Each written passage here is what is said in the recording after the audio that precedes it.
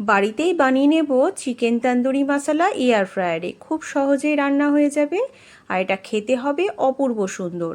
Air ফ্রায়ারে রান্না করার জন্য এটা কিন্তু সময়ও অনেকটা বাঁচবে।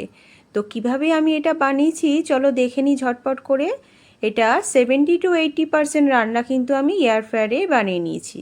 তার জন্য চিকেনের লেগ পিস নিয়ে নিয়েছি 4টে। এটা কিন্তু খুব ভালো মতো প্রথমেই ধুয়ে নুন হলুদ মাখিয়ে নিতে হবে। সঙ্গে দিতে হবে কিছু বেসিক মশলা, যেমন ধনে গুঁড়ো, কাশ্মীরি লঙ্কার গুঁড়ো, আদা রসুন কাঁচা লঙ্কা, আর দিয়ে দেবো একটুখানি তেল, ঘি, লেবুর রস আর অবশ্যই ফ্যাটানো টক দই।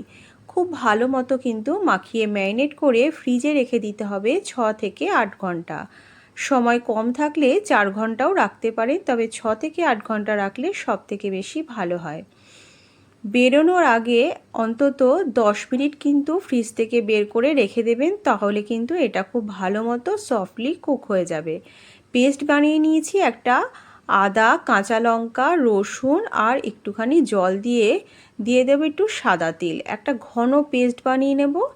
দেখুন ফ্রিজ থেকে বের করেছি। এরপর এটাকে এয়ার ফ্রায়ারে প্লেস করে 180 ডিগ্রিতে মোটামুটি 18 থেকে 20 মিনিট দিলেই একটা সাইড কিন্তু হয়ে যাবে। এটা বোথ সাইডই করে নিতে হবে। একটা সাইড হয়ে গেলে এভাবে উল্টে দিয়ে আবারও 180 ডিগ্রিতে 18 থেকে 20 মিনিট আরেকটা সাইড দিয়ে দিলেই কিন্তু তন্দুরি চিকেনটা একদম রেডি হয়ে যাবে। এটা দেখুন, দেখে কত সুন্দর লাগছে, দেখে মনেই হচ্ছে না এটা এয়ার ফ্রায়ারে তৈরি করেছি। ভীষণ সুস্বাদু, ভীষণ জুসি হয়েছে খেতে। খুব সহজেই কিন্তু এয়ার ফ্রায়ারে এভাবে তন্দুরি চিকেন বানানো যায়। এরপর মশলা বানানোর জন্য কড়াইতে নিয়ে নিয়েছি সর্ষের তেল। তাতে গোটা গরম মশলা, কাঁচা লঙ্কা, শুকনো লঙ্কা, গোটা জিরে আর কুচনো পেঁয়াজ দিয়ে ভালো মতো ফ্রাই করে নিতে হবে। এরপর যে পেস্টটা বানিয়েছিলাম সেটা পুরোপুরি অ্যাড করে পেঁয়াজের সাথে খুব ভালো মতো মাখিয়ে নেব। আর এতে দিয়ে দেব কিছু বেসিক মশলা, যেমন স্বাদ মতো নুন দিয়ে দেব একটুখানি স্বাদ মতো হলুদ গুঁড়ো। মশলা দেওয়ার সময় গ্যাসের হিটটা কিন্তু টোটালি লোতে রাখবেন। গ্যাসটা বাড়িয়ে দিলে কিন্তু মশলাটা পুড়ে যেতে পারে। একটুখানি কাশ্মীরি লঙ্কার গুঁড়ো, একটুখানি জিরে গুঁড়ো, ধনে গুঁড়ো, দিয়ে দেব গোলমরিচ গুঁড়ো। সব কিছু মশলা একসাথে কিন্তু ভালো মতো কষিয়ে নিতে হবে। ড্রাই হয়ে গেলে সামান্য একটু জল এতে আস্তে আস্তে অ্যাড করে দেবেন।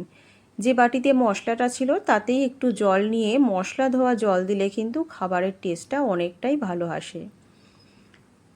এরপর এটাকে কষানোর জন্য কিছুক্ষণের জন্য আমি এটা লো হিটে ঢেকে দেব। ঢাকনা খুলে যখন মশলাটা প্রায় কষে আসবে সেই সময় দিয়ে দেব ফ্রেশ ক্রিম।